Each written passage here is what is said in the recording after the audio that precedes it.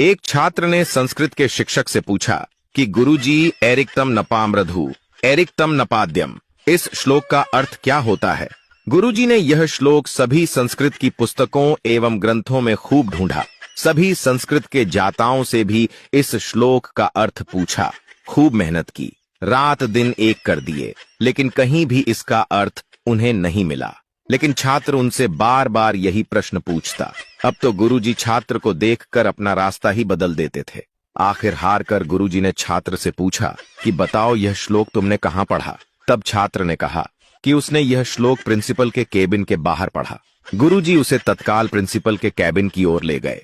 वहां छात्र ने उन्हें वह श्लोक कांच के गेट पर लिखा हुआ दिखाया। गुरुजी ने छात्र को चप्पल टूटने तक मारा। मारता ही रहा, क्योंकि वह कांच की उल्टी साइड से पढ़ रहा था। सीधी साइड पर लिखा था, धूम्रपान मत करिए, मद्यपान मत करिए।